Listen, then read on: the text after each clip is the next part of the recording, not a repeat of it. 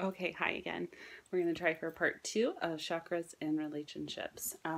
So, jumping right back in, we were talking about culture and the relationships of many. So, we touched on how a relationship between, like a couple, for example, there's going to be interactions between the chakras. So, there's this vertical flow, and then there's also an outward and inward flow with the chakras. So, if two people in a relationship can have so many different patterns of relating, then just think about what happens when you've got like a mass of people or what we call a culture. Um, the Western culture we talked about has more of like, it seems like more focused on the first three chakras, but it's actually shadow aspects of those. Um, Denying sacredness, our sacred connection with Mother Earth is going to really turn into like materialism, and denying the sacredness of sexuality is going to turn into these shadow aspects like um, rape, child molestation, sexual harassment, pornography, sexual addiction, and the public fascination with political sex scandals and other things like that. It's not the true, it's not real, if that makes sense. And then the third chakra, issues of power and energy, impact everyone's lives, but when power is put into the hands of a few and victimization and powerlessness become the cry of many, that's just showing the shadow aspect here. There's less cultural conflict around the issue of love. Everybody seems to agree on kind of what love feels like, as it's generally agreed upon by everybody that love is one of the most important elements of life. The practice of love often falls short of the ideal. Money is poured into buying new bombers and into our military, and um, you know, love is reduced to like fleeting romantic little things between adults that it doesn't seem like real love. And then the fifth chakra, opening up widely to, on a cultural level, mass communication. Okay, we have the ability like never before to communicate. We fail to give the chakra attention that it needs and take care as to what we put on the airwaves and feed into the cultural nervous system. When you think of the culture as a whole and as like a whole entity, we're feeding it a lot of crap, right? A lot of fake news people are talking about lately. And the spiritual realms for chakra 6 are just beginning to open up. So you see more spiritual books on the market than ever before. People are tuning into their intuition more and incorporating more spiritual practice, personal practices in their lives, like meditating and yoga, are more common than ever before. So, you know, it's a long way to go before the upper chakras are totally sanctioned in our culture, but we're doing better, right? And then you look at different cultures. So that was just the Western culture. If you look at India, people tend to see India as like this spiritual mecca, right? So maybe they're more focused on the upper chakras. And then you also look at India and you're like, how can they have such poverty? This is crazy. The lower chakras, like the material poverty, it's shocking to us. And like they've got those chakras more closed as a cultural whole. It could be said. So yeah. In understanding the relationships of our own chakras to the greater flow of culture around us, it helps us to explore the evolutionary trends of consciousness throughout history. So as we learn about what has come before, we can better project what probabilities the future may hold. Then our part in that future is clarified. So that's going to bring us straight into this next chapter 12, which I'm combining in this video, an evolutionary perspective. She says, the most exciting implication of the chakra system is the evolutionary perspective. And I thought it was pretty fascinating myself, pretty interesting.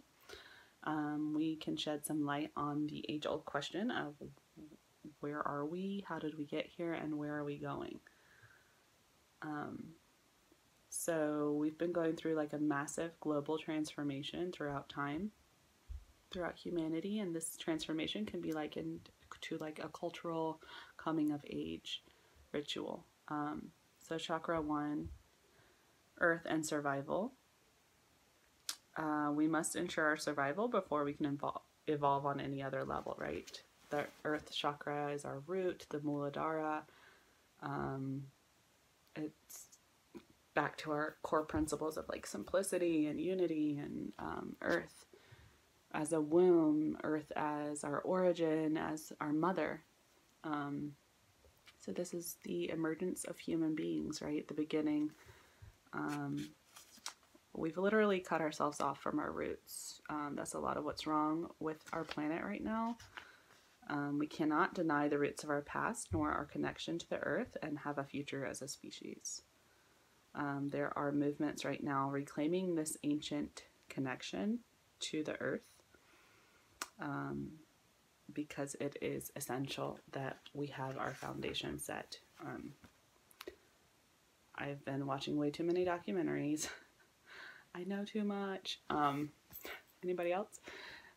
It's just like insane how we're just destroying our earth for greed. And literally, so I just watched one called Kiss the Ground on Netflix, and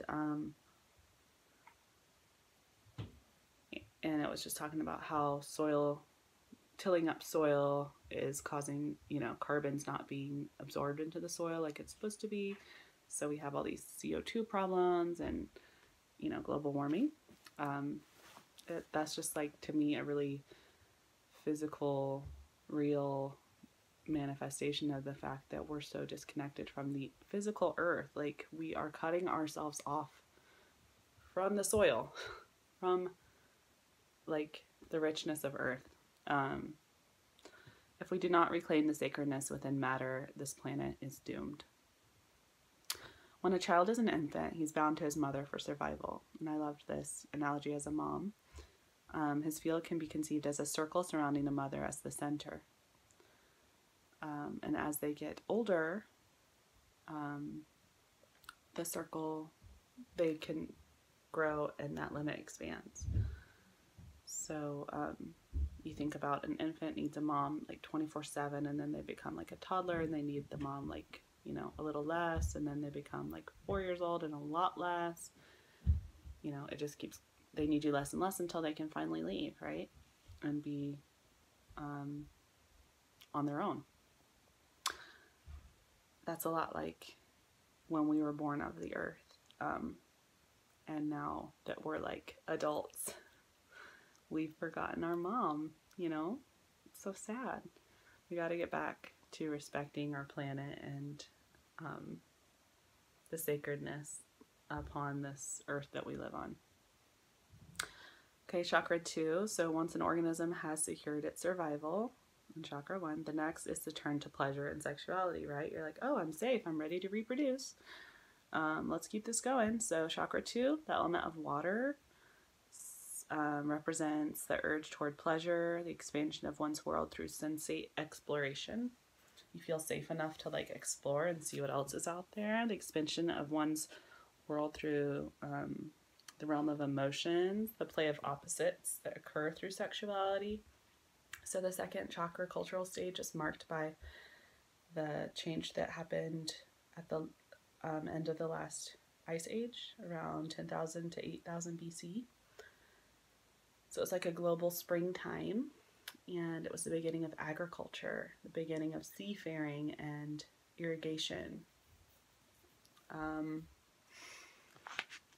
Made the demands of survival a lot easier and stable. We had like farming, still connected with Earth, with Mother Earth, but moving more towards like worshiping fertility and birth.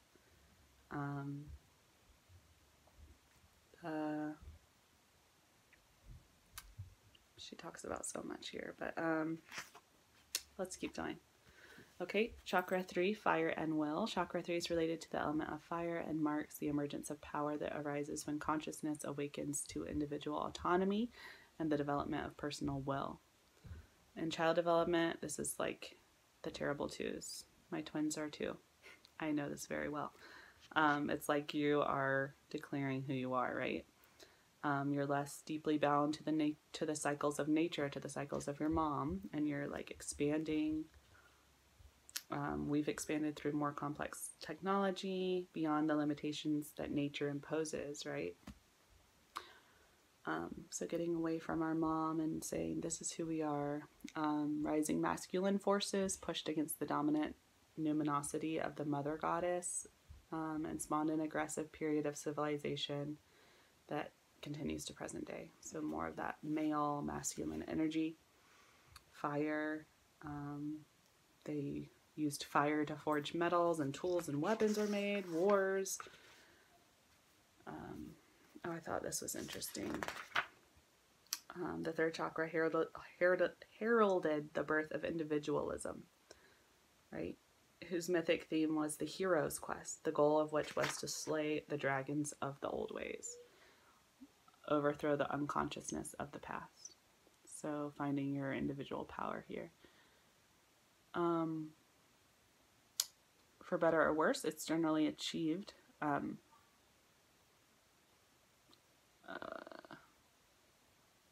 through an initial rejection of the values associated with the previous two levels of earth and water. So fire. This is kind of like a rebellion, kind of a rejection of that connection to earth and water. And then the values of the first two chakras, the sacredness of earth, and cooperation, flipping those into their opposites. So earth goddesses were replaced with thunderous sky gods, and the miracle of birth was supplanted by the fear of death. The sacredness of sexuality repressed, and the cooperative partnership was replaced with hierarchical control, bringing in the dynamic masculine. From the patriarchal domination of the Iron Age through the rising scientific and industrial revolutions, the world wars, and countless other violent skirmishes, to the current creation of spacecraft and computer technology. Go out for just a minute. Hey, I wake up. Okay. Can I go on the trampoline? Okay. Nap time's almost over, guys. We gotta sum this up. Thanks for keeping it real with me.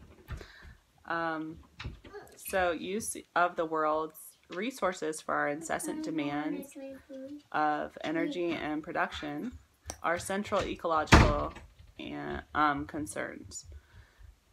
Reclaiming our personal will, which has been dominated by so many things, right, is going to be helpful with this. Your personal will. It's been dominated by our parents, our schools, bosses, government. Empowerment is such a buzzword today, and countering that like victim mentality. It's part of our recovery. Willow. So individualism, will, technology, and empowerment are all essential steps in creating global consciousness. Where earth and water flow downward, passively following gravity, fire is going to transform the movement upward, enabling us to reach the upper chakras. And she goes into chakra 4, talking about love and balance. And she says that she believes that the rise of Christianity was the initial first attempt at getting to the 4th chakra, but she thinks like we weren't ready. So saying that the philosophical emphasis of Christianity, which was love, unity, forgiveness, and surrender of personal will to a higher power, were all well intended, but also still carried out some of those attributes of that angry patriarchal thunder god kind of thing that was going on with the 3rd chakra. It also had that loving, softer side, so that's why she's saying she thinks that this was chakra 4. Blending those divine and mortal characteristics in Jesus. So The unfortunate thing about Christianity, she says, is that it was unable to truly reflect a religion of balance, emerging as it did in a time of intense patriarchy. So it just like wasn't good conditions for what she sees as like the answer for this. So yeah.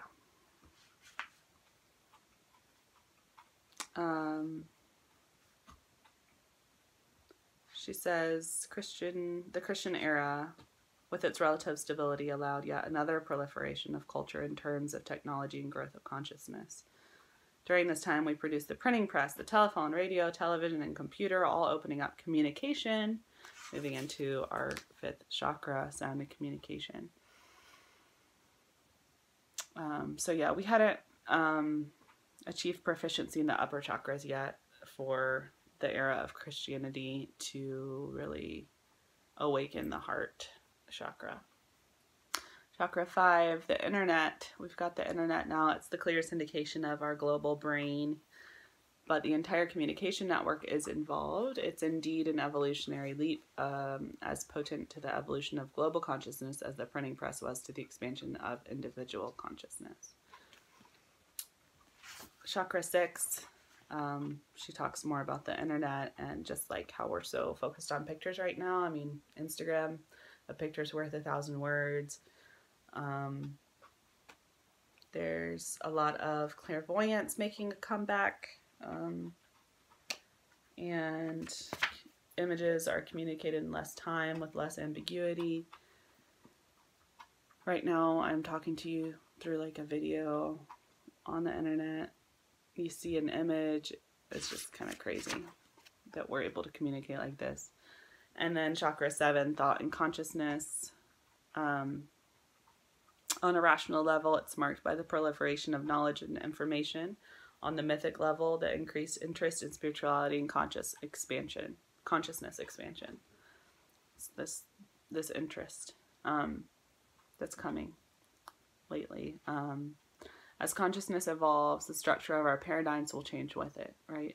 The information we send out through the global network can be information that either inspires global change or information that incites violence and aggression, such as violent movies and media sensationalism that pollute our communication network. So this was written in the early 2000s, I think, and she has no idea, like, the power that we have now to send out into the global network so easily. Like, you can just post on your social media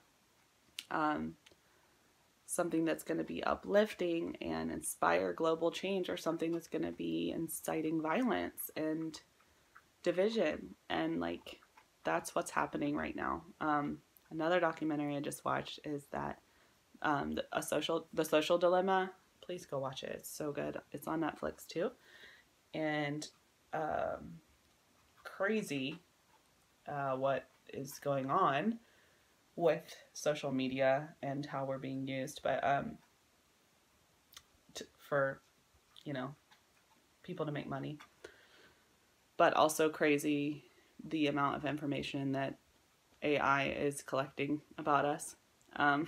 Frightening, if you will. But here we are. This is the way our culture is working right now, is through these interfaces. So it's like, do we just turn our Facebook off? Do we just turn our Instagram off? And it's just a bunch of garbage. And they're just like, you know, playing us and getting us to think and move in certain directions. Or do we rise above it and use them as the tools that they're supposed to be, so long as you have control over it, and use it as a tool to send out light and love, when there's so much fear and division being put out. So, I mean, that's for each person to decide. I'm making that decision currently, and really limiting, working on limiting. It's an addiction for most people, and people are afraid to say that, and it's weird to say that because it's like, oh, okay, it's just what everybody does. But we are being psychologically trained and rewarded, and like, they study this and they're doing it.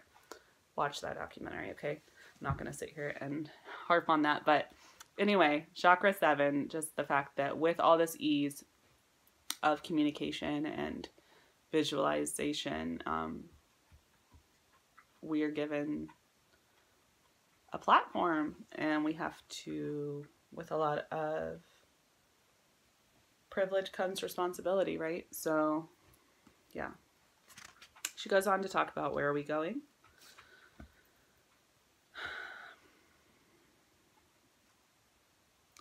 Dawning of a global consciousness. First, collective awareness of ourselves as elements of a global entity. So we're all one, right? And she talks about a new evolutionary order that combines all the planes and stages and all the levels of consciousness and chakras.